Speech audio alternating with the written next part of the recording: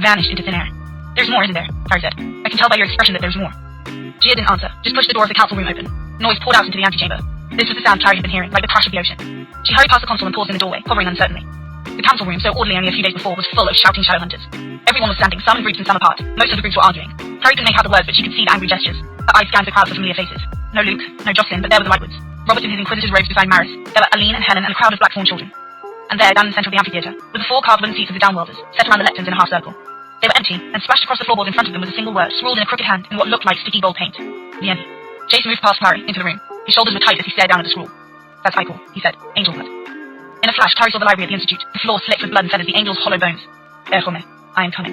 And now the single word, Lanie, I have come. A second message. Oh, Sebastian had been busy. Stupid, she thought so stupid of her, to think he'd come for only her, that it hadn't been part of something larger, that he hadn't wanted more destruction, more terror, more upheaval. She thought of his smirk when she mentioned the battle at the Citadel. Of course it had been more than an attack. It had been a distraction. Turning the gaze of the Nephilim outward from Alicante, making them search the world for him in his inn darkened, panicking them over the wounded and dead. And in the meantime, Sebastian had found his way to the heart of the guard and painted the floor in blood. Near the dais was a group of silent brothers in their bone-coloured robes, faces hidden by hoods. Her memory sparking, Clary turned to Jace. Brother Zachariah, I never got a chance to ask you if you knew whether he was alright. Jace was staring at the writing on the dais, a sick look on his face. I saw him in the Basilius. He's alright. He's different. Good different? Human different, Jace said. And before Clary could ask him what he meant, she heard someone call her name. Down in the centre of the room, she saw a hand rise out of the crowd, waving toward her frantically. Isabel. She was standing with Alec, a little distance from their parents. Clary heard Gia call out after her, but she was pushing through the crowd already, Jason Simon at her heels. She sensed curious stares being cast in her direction. Everyone knew who she was, after all. Knew who they all were. Valentine's daughter, Valentine's adopted son, and the daylight of vampire. Clary! Isabel called, as Clary, Jason Simon pulled free of the staring onlookers and nearly fell into the Lightwood siblings, who had managed to clear a small space for themselves in the middle of the crowd. Isabel shot an irritated glance at Simon before reaching out to hug Jason Clary. As soon as she released Jace, Alec pulled him over by the sleeve and hung on, his knuckles whitening around the fabric. Jace looked surprised, but said nothing. Is it true? Isabel said to Clary. Sebastian was at your house last night. At Armistice's, yes. How did you know? Clary demanded. Our father's the Inquisitor, of course we know, said Alec. Rumours about Sebastian being in the city were all everyone was talking about before they opened up the council room and we saw this. It's true, Simon added. The consul asked me about it when she woke me up, like I know anything. I slept through it, he added as Isabel shot him with an inquiring look. Did the consul say anything to you about this? Alec demanded, squeezing an arm towards the grim scene below. Did Sebastian? No, Clary said. Sebastian doesn't exactly share his plans. He shouldn't have been able to get to the Downworld representatives. Not only is Alicante guarded, but each of their safe houses is warded, said Alec. There was a pulse going on in his throat like a hammer. His hand, where it rested on Jace's sleeve, was shaking with a fine tremor. They were at dinner, they should have been safe. He let go of Jace and jammed his hands into his pockets. And Magnus wasn't even supposed to be here. Katarina was coming instead of him. He looked at Simon. I saw you with him in Angel Square on the night of the battle, he said. Did he say why he was in Alicante? Simon shook his head. He just shooed me away, he was healing Clary. Maybe this is a bluff, Alex said. Maybe Sebastian is trying to make us think he's done something to the Downworld representatives to throw us off. We don't know that he's done anything to them, but they are missing, Jace said quietly. And Alec looked away as if he couldn't bear to meet their gazes. Lanie, Isabel whispered, looking at the dais. Why? He's telling us he has power, Clary said. Power none of us even begin to understand. She thought of the way he appeared in her room and then disappeared, of the way the ground had opened under his feet at the Citadel as if Earth were welcoming him in, hiding him from the threat of the world above. A sharp report rang out through the room. The bell had called the council to order. Gia had moved to the lectern, an armed-clave guard in hooded robes on either side of her. Shadow hunters, she said as the word echoed clearly through the room as if she'd used a microphone. Please be silent. The room subsided gradually into quiet, though from the rebellious looks on quite a few faces, it was an uncooperative quiet. Consul Penhallow, called out to Gia. What answers do you have for us? What is the meaning of this desecration? We're not sure, said Gia. It happened in the night, in between one watch of guards and another. This is vengeance, said a thin, dark-haired shadow hunter, whom Clary recognized as the head of the Budapest Institute. Laszlo Balog, she thought his name was. Vengeance for our victories in London and at the Citadel. We didn't have victories in London and at the Citadel, Laszlo, said Gia. The London Institute turned out to be protected by a force even we were unaware of, one we cannot replicate. The shadow hunters there were warned and led to safety. Even then, a few were injured. None of Sebastian's forces were harmed. At best, it could be called a successful retreat. But the attack on the Citadel, Laszlo protested. He did not enter the Citadel, he did not reach the armory there. But neither did he lose. We sent through 60 warriors and he killed 30 and injured 10. He had 40 warriors, and he lost perhaps 15. If it hadn't been for what happened when he wounded Jace Lightwood, his 40 would have slaughtered our 60. We're shadow hunters, said Nazreen Chowdhury. We are used to defending that which we must defend with our last breath, our last drops of blood. A noble idea, said Josiane Pontmercy, from the Marseille Conclave, but perhaps not entirely practical. We were too conservative in the number we sent to face with the Citadel, said Robert Lightwood, his booming voice carrying through the room. We have estimated since the attacks that Sebastian has 400 darkened warriors on his side. Simply given the numbers, a head-to-head battle now between his forces and all shadow hunters would mean that he would lose. So what we need to do is fight him as soon as possible before he turns any other shadow hunters, said Baron Rayburn. You can't fight what you can't find, said the consul. Our attempts to track him continue to prove fruitless. She raised her voice. Sebastian Morgenstern's best plan now is to lure us out in small numbers. He needs us to send out scouting parties to hunt demons or to hunt him. We must stay together here in Idris where he cannot confront us. If we split up, if we leave our homeland, then we will lose. He'll wait us out, said a blonde shadow hunter from the Copenhagen Conclave. We have to believe he doesn't have the patience for that, said Gia. We have to assume he will attack, and when he does, our superior numbers will defeat him. There's more than patience to be considered, said Balog. We left our institutes. We came here with the understanding that we would be returning once we had held a council with the Downworld representatives. Without us out in the world, who will protect it? We have a mandate from heaven, to protect the world, to hold back demons. We cannot do that from Idris. All the wards are at full strength, said Robert. Wrangel Island is working overtime, and given our new cooperation with Downworlders, we will have to rely on them to keep the accords. That was part of what we were going to discuss at the council today. Well, good luck to you with that, said Josiane Pontmercy. Considering that the representatives of Downworld are missing. The word fell into the silence like a pebble into water, sending out ripples through the room. The room was full of shrieks and the stink and crackle of burning wood. Aline had run to clutch at her bleeding mother weeping. Helen was watching helplessly as, along with Julian, she tried to shield the younger platforms from what was happening below. No one was shielding Emma though. She was standing apart from the group, her small face white with shock as, over the already horrible sounds filling the room, Matthias's cries pierced the din. 2 days, Nephilim. You have 2 days to decide your fate, and then you will all burn. You will burn in the fires of hell, and the ashes of Edom will cover your bones. His voice rose to an unearthly shriek, and was suddenly silenced as the flames dropped away and he disappeared along with them. The last of the embers licked across the floor, their glowing tips barely touching the message still scrawled in ichor across the dais. Lanie, I have come. It had taken Maya 2 minutes of deep breathing outside the apartment door before she could bring herself to slide the key into the lock. Everything in the hallway seemed normal, eerily so. Jordan's coats and Simon's hung on pegs in the narrow entranceway. The walls were decorated with street signs bought from flea markets. She moved into the living room, which seemed frozen in time. The TV was on, the screen showing dark static, the 2 game controllers still on the couch. They'd forgotten to turn off the coffee pot. She went and flipped the switch, trying as hard as she could to ignore all the pictures of herself and Jordan stuck to the fridge. Them on the Brooklyn Bridge, drinking coffee at the Waverly Place diner, Jordan laughing and showing off his fingernails, which Maya had painted blue and green and red. She hadn't realized how many pictures he'd taken of them, as if he'd been trying to record every second of their interactions, lest they slip through his memories like water. She had to steel herself again before she could go into the bedroom. The bed was still mussed and untucked. Jordan had never been particularly neat, his clothes scattered around the room. Maya went across the room to the bureau where she kept her own belongings and stripped off Leela's clothes. With relief, she threw on her own jeans and t-shirt. She was reaching to pull out a coat when the doorbell rang. Jordan had kept his weapons issued to him by the praetor in a trunk at the foot of the bed. She flung the trunk open and scooped up a heavy iron vial with a cross carved into the front. She flung on her coat and stalked into the living room, the vial in her pocket, her fingers wrapped around it.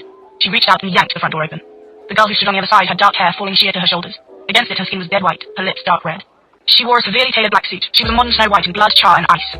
You called me, she said. Jordan Kyle's girlfriend, am I correct? Lily, she's one of the smartest of the vampire clan, knows everything. She and Raphael were always thick as thieves. Don't act like you don't know, Lily, Maya snapped. You've been here before. I'm pretty sure you grabbed Simon from this apartment from Maureen. And? Lily crossed her arms, making her expensive suit crackle. Are you going to invite me in or not? I'm not, said Maya. We're going to talk here in the hallway. So? Lily leaned back against the wall with its peeling paint and made a face. Why did you summon me here, werewolf? Maureen is crazy, said Maya. Raphael and Simon are gone. Sebastian Morgenstern is murdering downworlders to make a point in the Nephilim. And maybe it's time for the vampires and lycanthropes to talk, even to ally. Well, aren't you as cute as a bug's ear? Lily said and stood up straight. Look, Maureen's crazy, but she's still the clan leader, and I can tell you one thing. She isn't going to parlay with some jumped-up pack member who's lost a plot because her boyfriend died. Maya tightened her grip on the bottle in her hand. She yearned to throw the contents in Lily's face so much that it frightened her. Call me when you're the pack leader. There was a dark light in the vampire doll's eyes, as if she were trying to tell Maya something without saying the words. And we'll talk then. Lily turned and clipped off down the hallway on her high heels. Slowly, Maya loosened her grip on the bottle of holy water in her pocket. Nice shot, Jace said. You don't need to make fun of me. Alec and Jace were in one of the guard's dizzying array of meeting rooms. Not the same room Jace had been in earlier with Clary, but another more austere room in an older part of the guard. The walls were stone, and there was one long bench that ran across the west wall. Jace was kneeling on it, his jacket thrown aside, the right sleeve of his shirt rolled up. I'm not, Jace protested, as Alec set the tip of his steely to the bare skin of Jace's arm. As the dark lines began to spiral out from the Adamus, Jace couldn't help but remember another day in Alicante. Alec bandaging Jace's hand, telling him angrily, you can heal slow and ugly like a mundane. Jason put his hand through a window that day. He deserved everything Alec had said to him. Alec exhaled slowly. He was always very careful with his wounds, especially the Aratzis. He seemed to feel the slight burn, the sting against the skin that Jace felt, though Jason never minded the pain. The map of white scars that covered his biceps and ran down to his forearm attested to that. There was a special strength to a wound given by your Parabatai. It was why they had sent the two of them away, while the rest of the Lightwood family met in the consul's offices, so that Alec could heal Jace as quickly and efficiently as possible. Jace had been rather startled. He half expected them to make him sit through the meeting with his wrists blue and swelling up. I'm not, Jace said again, as Alec finished and stepped back to examine his handiwork. Already Jace could feel the numbing of the Aratzi spreading through his veins, soothing the pain in his arm, sealing his split lip. He hit Matthias' knife from halfway across an amphitheater. Plain shot. Didn't hit Gia at all. And he was moving around too. I was motivated.